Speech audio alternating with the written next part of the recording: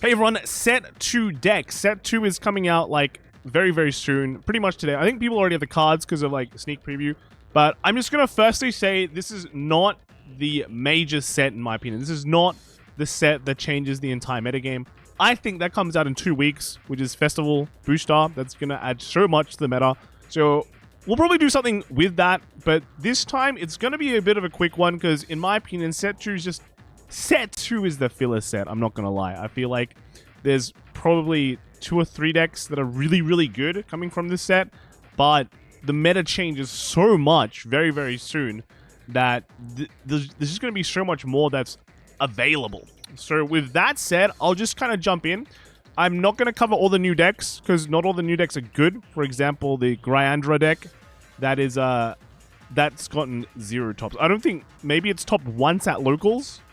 That's pretty much it, right? So I'm not really going to cover that. If you want a preliminary deck list for that, you can watch the old Japanese video. So yeah, I'm not going to go through all that, but I am going to go through some of them that I didn't cover in the prelims one. If the deck has changed a bit more and showing results, I'm going to present it to you here, right? So let's get started. First off, it is the Blank Demi deck. This one is pretty much one of the 2 most solid decks coming out of this set.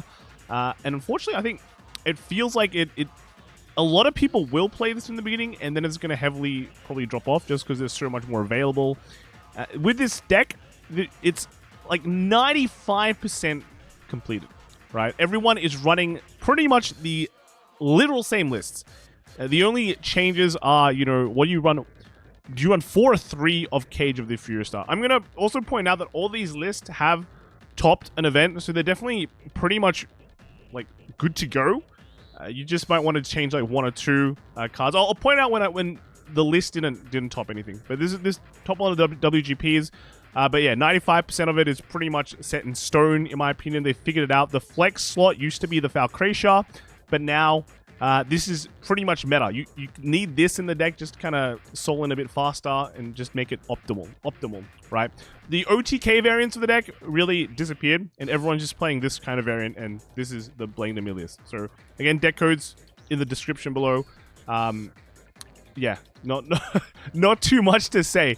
Next is the Zorga. So Zorga's gone through quite a lot. I think Zorga's still going through more evolutions. The latest lists pretty much are running either the new ride line or the old ride line.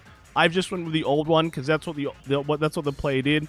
The grade 2 overall is literally interchangeable. The only difference is that the grade 2 for the new ride line requires you to have a divine skill Zorga, but it really just doesn't matter, right? It doesn't matter. I think both are fine. And just it's up to you. Do you like the draw or do you like the top X search and discard? So other than that, the core of the deck, all the units, you find that there's like hardly any units in the deck. And where is the RPD? So there's been a phase of where people had RPD in the beginning, and they took out RPD, and they put back RPD. I think it's really going to come down to just kind of preference, budget, how the deck kind of flows. When you don't run RPD with the snail, so this snail dude, the Karma, Impending Karma, you do add a lot of slots, right? So if you run 4 of this, and then just like 2 of RPDs usually, or 4 RPDs, whatever. If you cut them, you can put in other stuff. And other stuff basically is this. Sea Breeze Abduction. So I remember way back when Flagberg used to run this. But because this card binds as well, it does accelerate the bind zone. So basically the core of the deck so far that a lot of people have been playing is Snail, Shadow Cloak, PG, and then Abduction. That's it, right? That's it. That's your entire unit lineup. That's the only space you have. They run 4x of PGs. A lot of people have been running just 4x PGs now, especially Zorga, because you have some great PG, not PGs, but you have Blitz orders. So they run 1 Lascaria order and then 1 of the Big Dragon order. So the Lascaria order is okay. It does require Energy Blast true, but it should be alright. Should be alright. And you can save it, right? Just plan for it.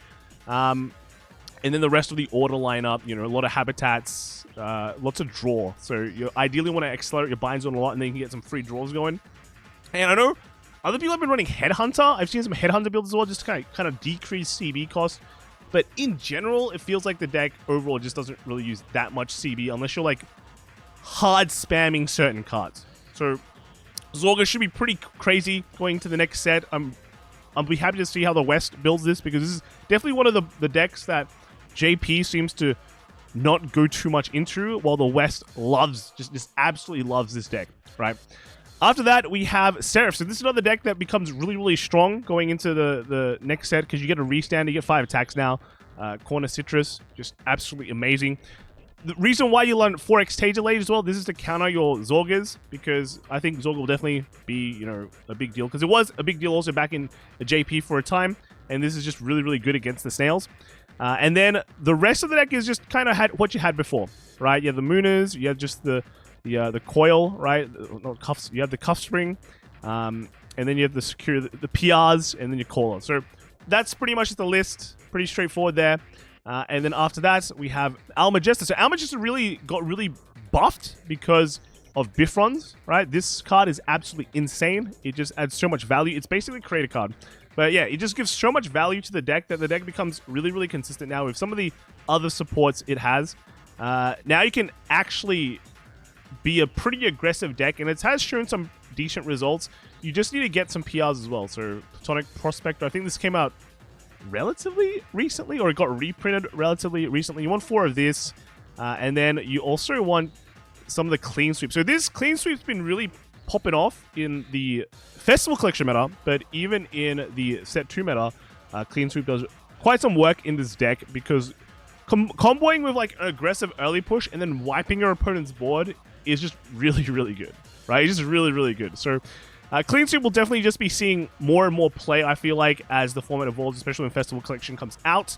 But for now, it is still a good inclusion. And then you have some of the new support with the Chimera. And yeah, I think that's pretty much the main thing. Bifrons and Chimera are the main things. Now you can actually play a game, right? You can actually play a game with your Unica. Your Mask is searchable via the new grade 1 Auto Searcher. So overall, pretty nice, right? Pretty nice. Next is, they call it Flam Glam, right? So this is where we're entering the meta, or the decks, which are less good. But this deck still did get a diversity top. Let's put it like that. They got a diversity top. So main thing about this deck is you're running a bunch of the Flam Glam cards.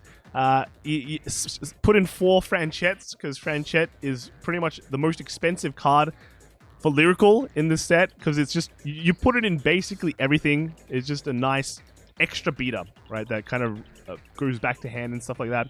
The one thing here is you run 1 extra copy of the starter, so this will probably come in handy. So this is basically just another Flam card. You do require different names, so the Flam just comes into, I guess, it's just an extra name, and then I guess you can just use it as like a booster or something like that. So yeah, that's pretty much that. Next we have is the Liel. So this Liel has actually had to go through some changes, because some of these cards were in the Festival Collection booster. And basically, it's like the Dual Nation stuff, right? The Dual Nation stuff is like insane, but we replaced it with Sages. That's pretty much the only change. And I think the Pot of Greed order as well, we don't have, so we had to just replace it with one of these the Grail. But same thing. This deck really didn't get that many tops at all. It's just not strong enough in my opinion. And then lastly, we have is the Virgila. So this one's kind of a meme build at the moment. I feel like I've really included this because I've seen some posts asking for it.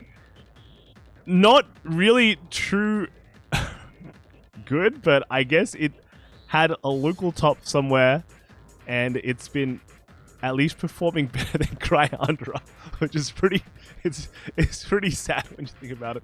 Just running a lot of generic grade 2s, right? You got your Brachioforce, you got your Latifa, and then this combos pretty well with the order that this deck runs, Stardust Blaze. So you combo that, you get more cards, you can make a board at least, and just kind of at least rush, and then just kind of call it a day. Yeah, so it's a very simple deck. You can just see like this deck plus a bunch of generic cards. Easy deck, right? Easy deck. So that's pretty much it. Again, I feel like this is kind of a filler slot.